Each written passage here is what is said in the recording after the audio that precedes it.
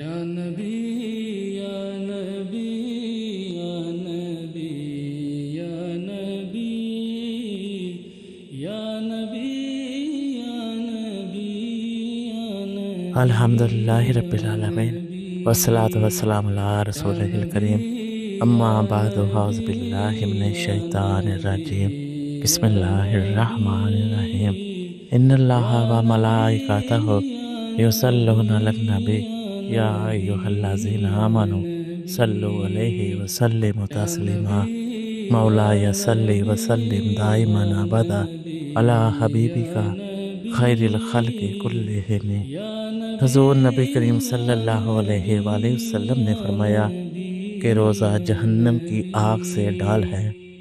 جسے تم میں سے کسی شخص کے پاس لڑائی کی ڈال ہو، جس طرح کے میدان جنگ میں ڈال غازی کے ہاتھ میں ہوتی ہے، بس روزہ جہنم کی آگ سے ڈال ہے۔ روزہ کے ڈال ہونے کا معنی یہ ہے کہ روزہ دار کو موذی شہوات سے باز رکھنا ہے۔ بس روزہ دار کا فرض ہے وہ اسے ایسی چیزوں سے بچائے جو اسے فاسد کر دیتی ہیں اور اس کے ثواب کو کم کر دیتی ہیں۔ روزہ گناہوں اور آگ سے حفاظت کا سبب ہے۔ بس جو آدمی شہوات سے بچے گا وہ جہنم سے محفوظ رہے گا، اور روزہ شہوات سے بچاتا ہے، اس لیے وہ جہنم کی آگ ڈال بن جاتا ہے۔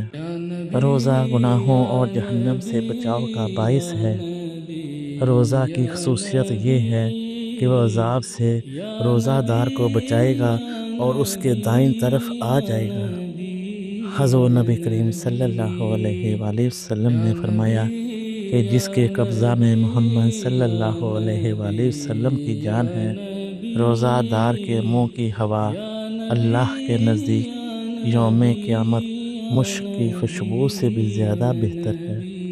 حضور نبی کریم صلی اللہ علیہ وآلہ وسلم نے ارشاد فرمایا، جب رمضان داخل ہو جاتا ہے تو آسمان کے دروازے کھل جاتے ہیں، اور ایک روایت میں ہے کہ جنت کے دروازے کھل جاتے ہیں اور جہنم کے دروازے بند کر دیے جاتے ہیں، اور شیاطین کو زنجیروں میں جکڑ دیا جاتا ہے۔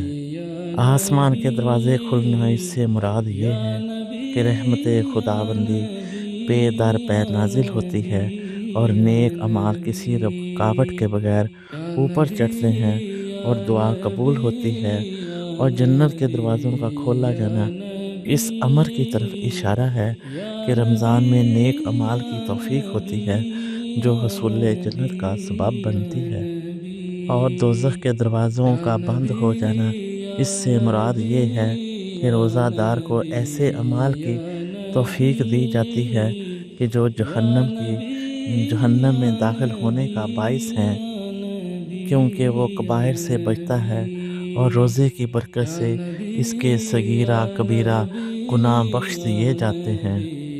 اور شیطانوں کا جکڑ دیا جانا کہ شیطان لوگوں کو بہکانے سے باز رہتے ہیں، اور اہل ایمان ان کے وسوسے سے قبول نہیں کرتے۔ اس کی وجہ یہ ہے کہ روزے کی وجہ سے حیوانی قوت جو غضب اور شہوت کی جڑ ہے جاتی رہتی ہے، اور غضب اور شہوت ہی بڑے بڑے گناہوں کا باعث ہوتے ہیں۔ رمضان المبارک میں گناہوں میں منہمک ہونے والے اکثر لوگ رمضان المبارک میں باز آ جاتے ہیں اور توبہ کر کے اللہ کی طرف رجوع کرتے ہیں۔ پہلے وہ نماز قائم نہیں کرتے تھے، آپ پڑھنے لگتے ہیں۔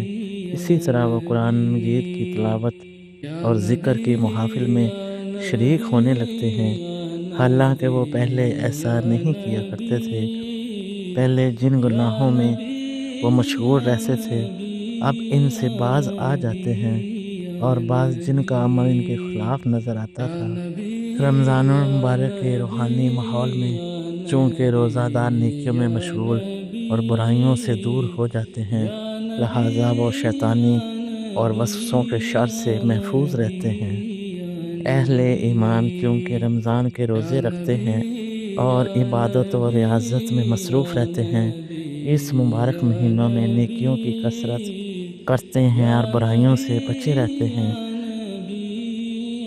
اس لیے ہم یہ کہہ سکتے ہیں ان کے لیے جنت کے دروازے کھول دیے گئے ہیں اور جہنم کے دروازے بند کیے گئے ہیں۔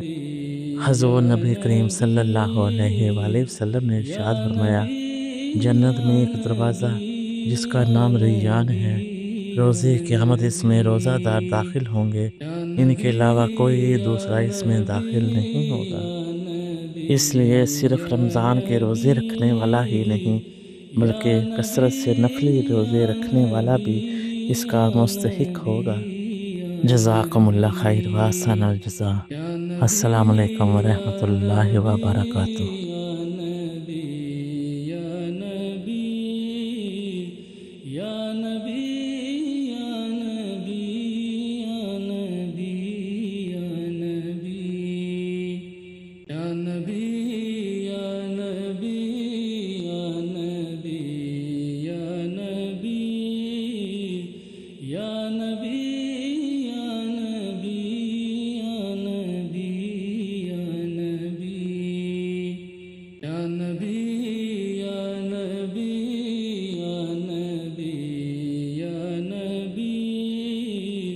یا نبی